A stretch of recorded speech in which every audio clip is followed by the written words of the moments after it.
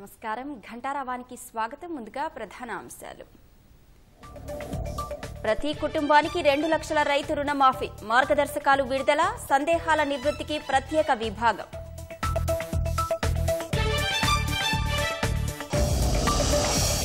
రైతుల్ని మభ్యపెట్టేందుకే రుణమాఫీ మార్గదర్శకాలన్న Bharasa, ration card లేని రైతుల పరిస్థితి ఏంటన్న నిరంజన్ రెడ్డి.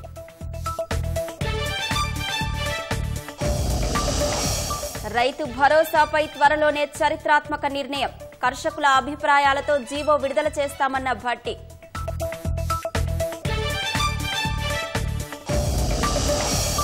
ఎమ్మెల్యేలకు ప్రోటోకాల్ ఉల్లంఘనలపై కేటీఆర్ ఆగ్రహం, హక్కులను ప్రభుత్వం కాలరాస్తోందంటూ స్పీకర్కు లేఖ.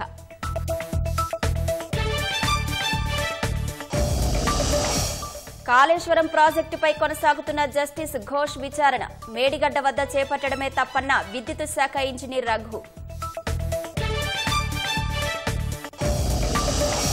హైదరాబాద్లో మరో డ్రగ్స్ ముఠా గుట్టురట్టు, 35 లక్షల విలువైన కొకైన్ స్వాధీనం, 5గురి అరెస్ట్.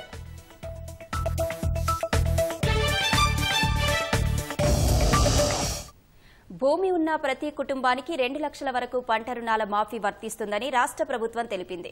పంట రుణాల మాఫీపై మార్గదర్శకాలు విడుదల చేసిన ప్రభుత్వం రైతు కుటుంబాన్ని గుర్తించేందుకు రేషన్ కార్డును ప్రామాణికంగా తీసుకుంటామని తెలిపింది.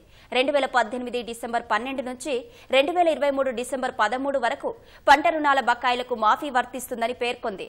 రుణ మాఫీపై రైతుల సందేహాలు తీర్చేందుకు ప్రత్యేక విభాగం ఏర్పాటు చేస్తామని తెలిపింది. రాష్ట్రంలో రైతులు ఎదుర్కొంటున్న ఆర్థిక స్థితిని దృష్టిలో ఉంచుకుని వ్యవసాయ కార్యకలాపాలు స్థిరంగా ఉండేలా పంట రుణాల్ని మాఫీ చేయాలని నిర్ణయించిన ప్రభుత్వం ఈ మేరకు విధి విధానాల్ని ప్రకటించింది. రాష్ట్రంలో భూమి ఉన్న రైతు కుటుంబానికి స్వల్పకాలిక పంటల సాగు కోసం తీసుకున్న 2 లక్షల వరకు రుణ బకాయిలు మాఫీ చేయనున్నట్లు మార్గదర్శకాల్లో పేర్కొంది. రుణం అసలు, వడ్డీ కలిపి 2 లక్షల రూపాయల వరకు మాఫీ వర్తించనున్నట్లు తెలిపింది. 2 లక్షల రూపాయలకు మించి ఉన్న రుణాన్ని రైతులు ముందుగా చెల్లించాక మిగతా బకాయిలను మాఫీ చేయనున్నట్లు మార్గదర్శకాల్లో ప్రభుత్వం స్పష్టం చేసింది. వాణిజ్య, గ్రామీణ, డీసీసీబీ, పీఏసీఎస్లలో తీసుకున్న రుణాలకు ఈ పథకం వర్తిస్తుంది. కేబినెట్ తీర్మానం మేరకు 2018 డిసెంబర్ 12 నుంచి 2023 డిసెంబర్ 13 మధ్య తీసుకున్న లేదా రెన్యువల్ చేసుకున్న పంట రుణాల బకాయిలకు పథకం వర్తిస్తుందన్న ప్రభుత్వం రైతు కుటుంబాన్ని నిర్ణయించేందుకు తెల్ల రేషన్ కార్డులోని వివరాలను ప్రామాణికంగా తీసుకోనున్నట్లు తెలిపింది. రుణ ఖాతాలోని ఆధార్ సంఖ్యను పాస్బుక్, ఆహార భద్రతా కార్డుల డేటాబేస్కు అనుసంధానం చేసి కుటుంబాలను గుర్తిస్తారు. స్వయం సహాయక బృందాలు, తాకట్టు, ఉమ్మడిగా తీసుకున్న రుణాలు, కౌలు రైతుల కార్డులపై అప్పుల బకాయిలు ఈ పథకం పరిధిలోకి రావని వ్యవసాయ శాఖ వెల్లడించింది. పునర్వ్యవస్థీకరించిన లేదా రీషెడ్యూల్ చేసిన రుణాలకు కూడా వర్తించదని తెలిపింది. కంపెనీలు, సంస్థలకు ఇచ్చిన పంట రుణాలు ఈ పథకం పరిధిలోకి రావని పేర్కొంది. పీఎం కిసాన్ పథకంలోని మినహాయింపులను వీలైనంత వరకు పరిగణలోకి తీసుకోనున్నట్లు మార్గదర్శకాల్లో పేర్కొన్నారు.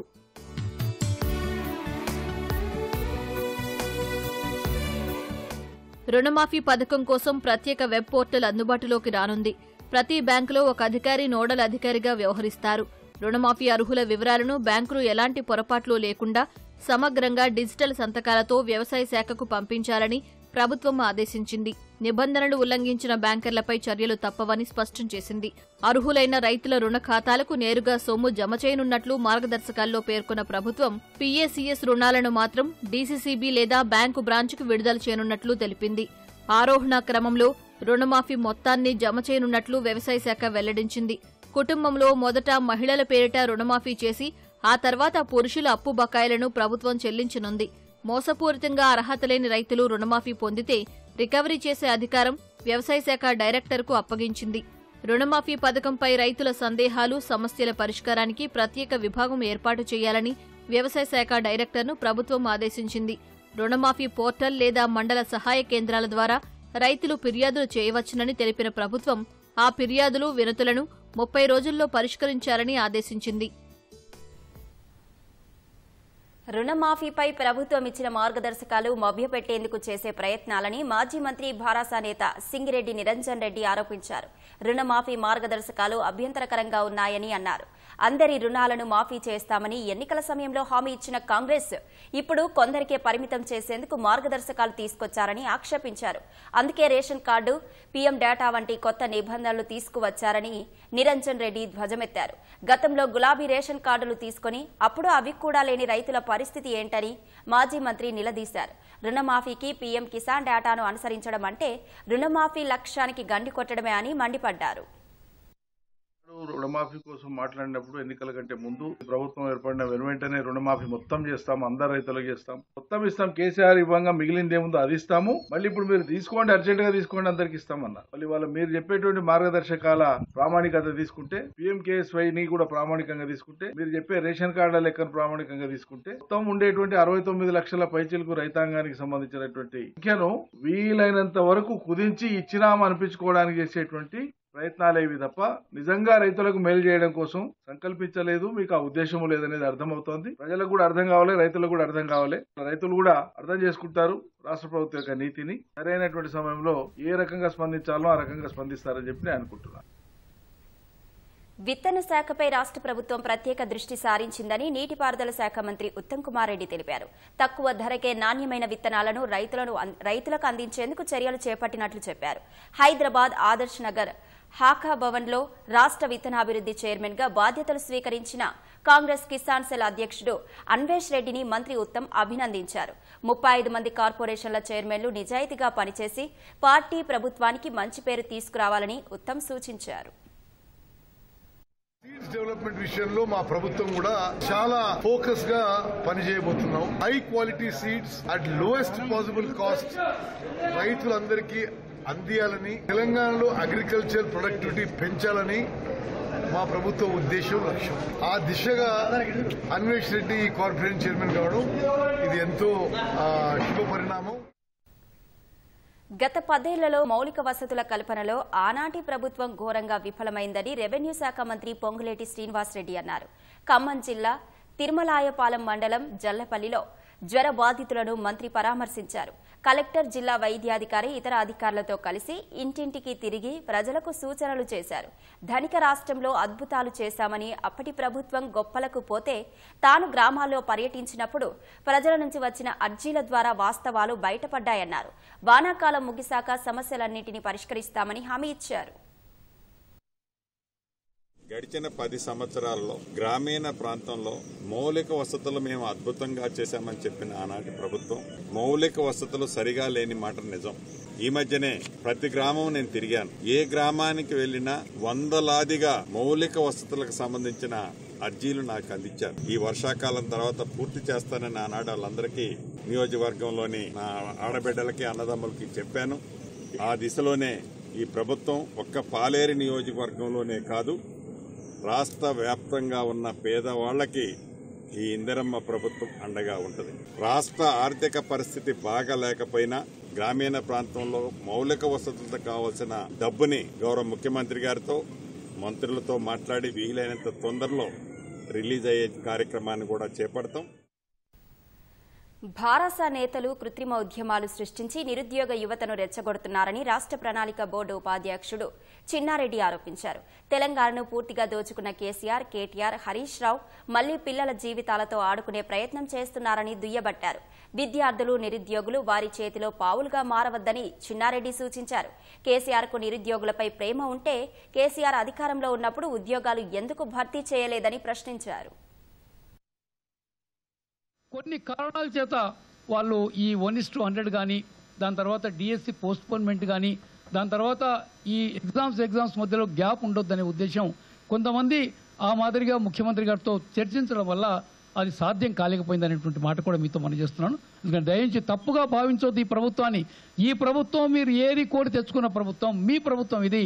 అధికారం కోల్పోయి ఏం చేయాలనో తోచక వాళ్ళు సంపాదించిన డబ్బును కొంచెం ఖర్చు పెట్టి ఇలా కృత్రిమ ఉద్యమాలు సృష్టిస్తూ ఉన్నారు. కేసీఆర్ గారికి నేను 2 చేతులు జోడించి విజ్ఞప్తి చేస్తున్నా. ఇలా రాష్ట్రంలో మీకు మంచి పేరుంది, మంచి నాయకునిగా పేరుంది, అందుకని ఆ పేరు నిలబెట్టుకోండి. ఈ చిల్లర రాజకీయాలు చేస్తే చాలా కాలం నిలవలేరనేటువంటి మాట కూడా నేను మీతో మనవి చేస్తున్నాను. అప్పుల సాకు చూపి హామీలు తప్పించుకునే ఉద్దేశం ప్రభుత్వానికి లేదని మంత్రులు స్పష్టం చేశారు. రైతు భరోసా విధి విధానాల ఖరారుపై ఉమ్మడి జిల్లాల వారీగా అభిప్రాయాలు సేకరిస్తున్న మంత్రివర్గ ఉపసంఘం ఇవాళ హన్మకొండ కలెక్టరేట్లో సమావేశం నిర్వహించింది. ఉప ముఖ్యమంత్రి భట్టి విక్రమార్క, మంత్రులు తుమ్మల, పొంగులేటి, సీతక్క, కొండా సురేఖ హాజరయ్యారు. ఆగస్టు నెలలోనే రైతు రుణమాఫీ చేయాలన్నదే ప్రభుత్వ లక్ష్యమని వ్యవసాయ శాఖ మంత్రి తుమ్మల నాగేశ్వరరావు పునరుద్ఘాటించారు. అప్పులున్నా ఇచ్చిన మాటపై ప్రభుత్వం వెనకడుగు వేయదని రెవెన్యూ శాఖ మంత్రి పొంగులేటి శ్రీనివాసరెడ్డి వెల్లడించారు. నిరుద్యోగులు, రైతులను భారస రెచ్చగొట్టేందుకు ప్రయత్నిస్తోందని ఆయన ఆరోపించారు. ప్రజాధనం దుబారా కాకూడదనే ప్రజాభిప్రాయ సేకరణ జరుపుతున్నట్లు ఉప ముఖ్యమంత్రి భట్టి విక్రమార్క తెలిపారు.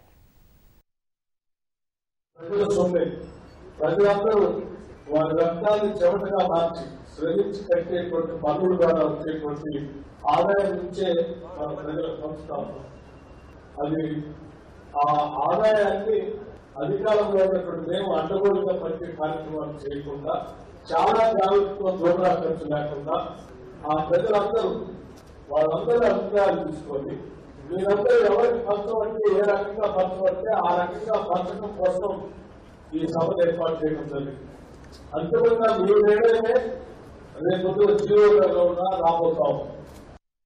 మహేశ్వరం నియోజకవర్గం ఆర్కేపురం డివిజన్ ఖిలా మైసమ్మ దేవాలయంలో బోనాల పండుగ చెక్కుల పంపిణీ కార్యక్రమం రసాభాసాగా ముగిసింది. గెలిచిన ఎమ్మెల్యేను పక్కన పెట్టి ఓడిన ఎమ్మెల్యేలతో చెక్కులు పంపిణీ చేస్తున్నారని సబితా ఇంద్రారెడ్డి అభ్యంతరం వ్యక్తం చేశారు. ప్రోటోకాల్ పాటించడం లేదని వేదిక కింద కూర్చొని నిరసన చేపట్టారు. ఈ క్రమంలో భారాస కాంగ్రెస్ శ్రేణుల పోటాపోటీ నినాదాలతో స్వల్ప ఉద్రిక్తత చోటు చేసుకుంది. భారాస నిరసనల మధ్యే ఆలయ కమిటీలకు చెక్కులను అందజేశారు. సీఎం రేవంత్ రెడ్డి గెలిచిన వ్యక్తులంటే గౌరవం లేకుండా రాజకీయ అజెండాగానే పాలన కొనసాగిస్తున్నారని సబితా ఇంద్రారెడ్డి ఆరోపించారు. స్పీకర్ ఈ వ్యవస్థను గాడిలో పెట్టాలని విజ్ఞప్తి చేస్తున్నట్లు తెలిపారు.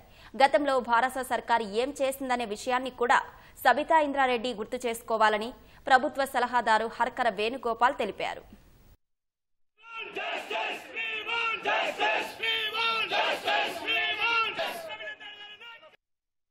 మాకు ఓట్లేసి గెలిపించిన ప్రజలు మమ్మల్ని ఎమ్మెల్యేలుగా శాసనసభకు పంపించినప్పుడు నాతో పోటీ చేసి 60,000 ఓట్లతో ఓడిపోయిన పక్కన తీసుకొచ్చి కూర్చోబెట్టి ప్రభుత్వ కార్యక్రమాలు నడిపిస్తామంటే ఇది ప్రజలు హర్షించరండి. రేవంత్ రెడ్డి గారు మీ అభ్యర్థి ఉంటే, మీకు ప్రేమ ఉంటే మీ పార్టీ కార్యక్రమాలలో నెత్తి మీద పెట్టుకొని తిరగండి. కానీ ప్రభుత్వ కార్యక్రమాలలో ప్రభుత్వ పరంగా ప్రోటోకాల్ పాటించాల్సిన బాధ్యత ఉంటుందని మరొకసారి ఈ ప్రభుత్వానికి విజ్ఞప్తి చేస్తా ఉన్నాను. భవిష్యత్తులో ఇలాగ చేస్తే ఖచ్చితంగా రేవంత్ రెడ్డి గారు మీరు అనుకుంటున్నారు ప్రభుత్వం నాది, మొత్తం మేమే ఉన్నాం, ఎవరేం చేస్తారని. కానీ ప్రజలన్నీ గమనిస్తా ఉన్నారు. ప్రజలు ప్రతి ఒక్కటి కూడా గమనిస్తున్నారు. కళ్యాణ లక్ష్మి చెక్ వచ్చినప్పుడు కూడా మీ ఇన్ఛార్జిని పంపించాల్సిందండి, తులం బంగారం ఇచ్చి. అప్పుడు అడిగేవాళ్ళమాట బోనాల పండుగకున్న చెక్కులను ఇవ్వడానికి ఎప్పుడు లేని ఇన్ఛార్జ్ గుర్తుకొస్తా ఉన్నారు. ఈ సిస్టమ్ మంచిది కాదు, సంప్రదాయాన్ని తీసుకురండి, వ్యవస్థను చెడగొట్టకండి అని ముఖ్యమంత్రి గారిని కోరుతా ఉన్నారు. సబితా మేడం, మీరు గౌరవ శాసనసభ్యురాలు, నేను ప్రభుత్వ ప్రతినిధిగా ఇక్కడికి వచ్చిన చెక్కులు నా ద్వారా ఇవ్వమని నన్ను ప్రభుత్వం ఆదేశించింది. చెక్కులు నేనే ఇస్తాను, మీ అందరూ కూడా దయచేసి సహకరించండి అని నేను వ్యక్తిగతంగా కూడా విజ్ఞప్తి చేసినాను సబితా మేడంని. కానీ మరి వాడికి ఏం బాధ ఉందో నాకు తెలియదు, వారు పార్టిసిపేట్ చేయలేదు. ఎవరికైనా వారి ప్రభుత్వం, వారు గతంలో కూడా కాంగ్రెస్ ప్రభుత్వం లోపల కూడా మంత్రిగా పనిచేశారు, టీఆర్ఎస్ ప్రభుత్వం లోపల కూడా మంత్రిగా పనిచేశారు. వారు వెనుక వైపు ఒకసారి చూసుకోవాలి, ఇంతకుముందు ఏం జరిగింది, ఎట్లా జరిగింది అనేటువంటి. మిగతా అంతా కూడా వారి విచక్షణ. కాంగ్రెస్ సర్కారు అధికారంలోకి వచ్చినప్పటి నుంచి భారస ఎమ్మెల్యేల హక్కులను కాలరాసేలా కొత్త సంస్కృతి తెచ్చిందని భారస కార్యనిర్వాహక అధ్యక్షుడు కేటీఆర్ ఆక్షేపించారు. ప్రోటోకాల్ ఉల్లంఘనలపై అసెంబ్లీ స్పీకర్ ప్రసాద్ కుమార్కి లేఖ రాశారు. ప్రతి సందర్భంలో ప్రోటోకాల్ ఉల్లంఘనలకు పాల్పడుతూ రాజ్యాంగ విరుద్ధంగా వ్యవహరించడం కాంగ్రెస్ ప్రభుత్వానికి అలవాటుగా మారిందని, ప్రజాస్వామ్యంలో ఈ సంప్రదాయం మంచిది కాదని సూచించారు. ప్రజలతో ఎన్నుకోబడిన ఎమ్మెల్యేలకు నియోజకవర్గంలో జరిగే ఏ పనికైనా ప్రోటోకాల్ ఉంటుందని, కాంగ్రెస్ నాయకులు కావాలని భారస ఎమ్మెల్యేలను అవమానించేలా వ్యవహరిస్తున్నారని లేఖలో పేర్కొన్నారు. 3 సార్లు మంత్రి, 5 సార్లు ఎమ్మెల్యే, మహిళా ప్రజాప్రతినిధికి ఇందిరమ్మ రాజ్యంలో గౌరవం లేదా? ప్రజలు గెలిపించిన నాయకులకు విలువ లేదా అని భారస ఎమ్మెల్యే హరీష్ రావు ప్రశ్నించారు. మహేశ్వరం ఎమ్మెల్యే సబితా ఇంద్రారెడ్డిని విస్మరించి కాంగ్రెస్ అభ్యర్థిగా పోటీ చేసి 3వ స్థానానికి పరిమితమైన కిచ్చెన్నగారి లక్ష్మారెడ్డికి అధికార యంత్రాంగం సలాం కొట్టడం ఏమిటని మండిపడ్డారు.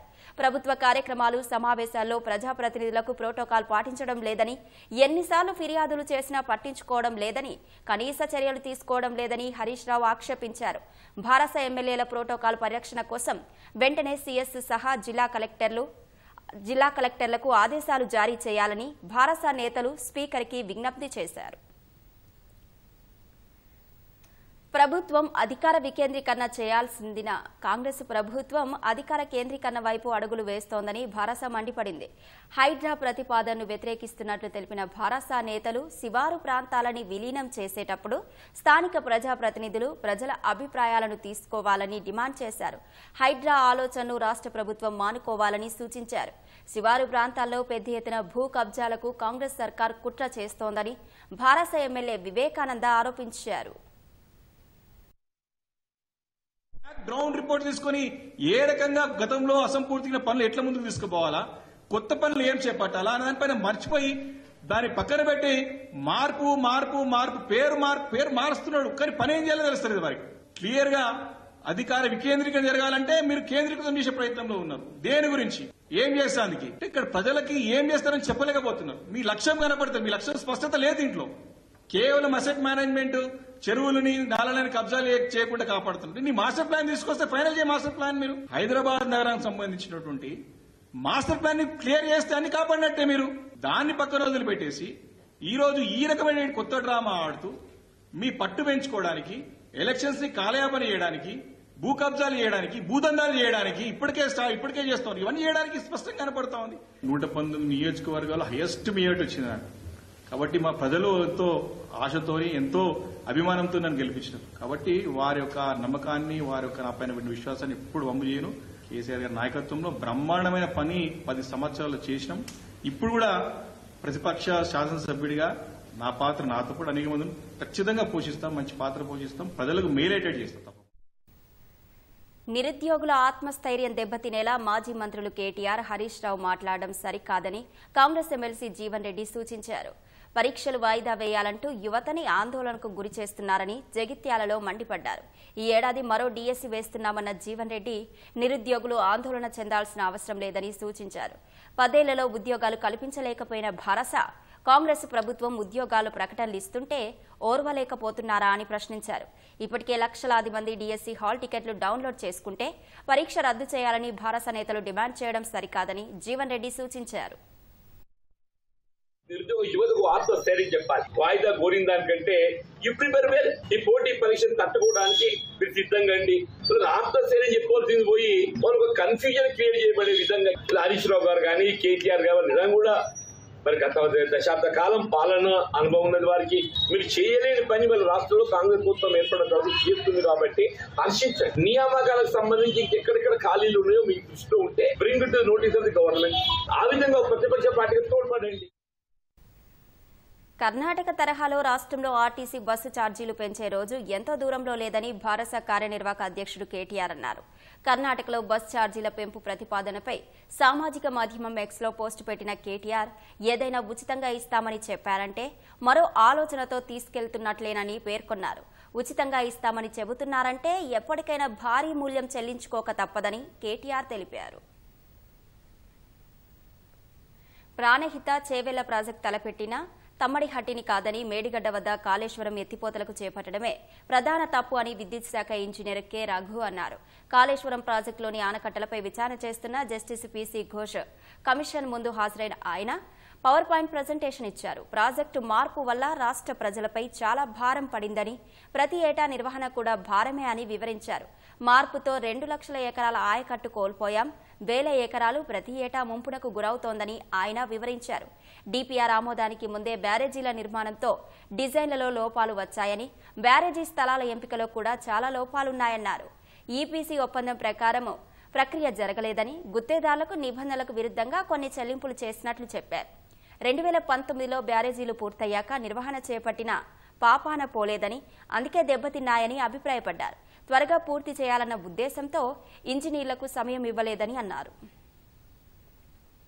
గతంలో రీఇంజనీరింగ్లో భాగంగా ప్రాణహిత చేవెళ్ల ఇంటేక్ పాయింట్ని తొమ్మిడేటి దగ్గర నుంచి మేడిగడ్డకు ప్రభుత్వం మార్చడం జరిగింది. ఇది ఒక ఇంజనీరింగ్ బ్లండర్ లాగా మేము చూస్తున్నాము.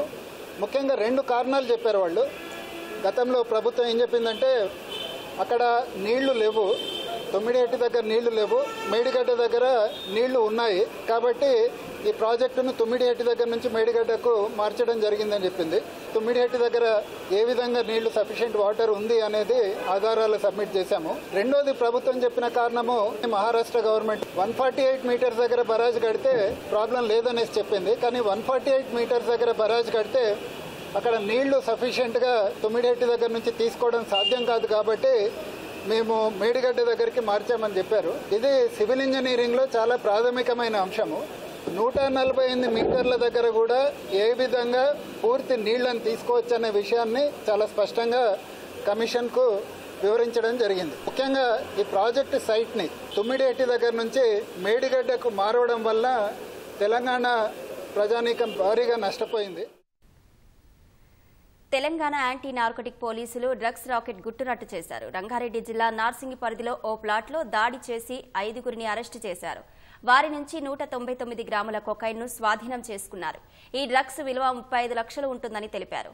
అరెస్టు చేసిన వారిలో 2 నైజీరియన్లు ఉంటే మరో 3 తెలుగు రాష్ట్రాలకు చెందిన వారు ఉన్నట్లు రాజేంద్రనగర్ డీసీపీ శ్రీనివాస్ తెలిపారు. పరారీలో ఉన్న కీలక నిందితుడైన డివైన్ ఎబుకా సుజీ సహా ఫ్రాంక్లిన్ ఉచన్నను పట్టుకునే చర్యలు చేపట్టినట్లు వెల్లడించారు. అజీజ్ నోహిం అనౌహా బ్లెస్సింగ్ అనే మహిళను అరెస్టు చేశారు. హైదరాబాద్ బండ్లగూడ జాగీర్కు చెందిన మహమ్మద్ మహబూబ్ షరీఫ్, విశాఖకు చెందిన అల్లం సత్య వెంకట గౌతమ్, అంబేద్కర్ కోనసీమ జిల్లా అమలాపురానికి చెందిన సానబోయిన వరుణ్ కుమార్ అరెస్టైన వారిలో ఉన్నారు. ఈ 5గురు కలిసి డ్రగ్స్ పంపిణీ చేసే క్రమంలో పోలీసులు పట్టుకున్నారు. 13 మంది వినియోగదారులని గుర్తించి 6గురికి డ్రగ్స్ పరీక్షలు చేయగా పాజిటివ్ వచ్చినట్లు తెలిపారు. వినియోగదారులుగా గుర్తించిన అంకిత్ రెడ్డి, ప్రసాద్, అమన్ ప్రీత్ సింగ్, మధుసూదన్, నిఖిల్ దావన్లపై కేసు నమోదు చేసినట్లు పోలీసులు వెల్లడించారు. వరదలు, భారీ వర్షాలతో అల్లాడుతున్న అసోం, ఉత్తరప్రదేశ్, గుజరాత్ రాష్ట్రాల్లోని ప్రస్తుత పరిస్థితులపై కేంద్ర హోంశాఖ మంత్రి అమిత్ షా సమీక్ష నిర్వహించారు. ఈ మేరకు ఆ 3 రాష్ట్రాల ముఖ్యమంత్రులతో అమిత్ షా ఫోన్లో మాట్లాడారు. అసోం సీఎం హిమంత బిశ్వ శర్మతో మాట్లాడిన అమిత్ షా రాష్ట్రంలోని వరద పరిస్థితులపై ఆరా తీశారు. ఇప్పటి వరకు చేపట్టిన సహాయక చర్యలను సీఎం హిమంత షాకు వివరించారు. అటు UP CM Yogi Adityanath, Gujarat CM Bhupendra పటేల్తో వేర్వేరుగా సంభాషించిన అమిత్ షా ఆయా రాష్ట్రాల్లోని ప్రస్తుత పరిస్థితులను అడిగి తెలుసుకున్నారు. అక్కడ జరుగుతోన్న సహాయక చర్యలపై షా ఆరా తీశారు. పరిస్థితులను మెరుగుపరిచేందుకు కేంద్రం తరపున అన్ని విధాలుగా పూర్తి సహాయ సహకారాలు అందిస్తామని 3 సీఎంలకు అమిత్ షా హామీ ఇచ్చారు.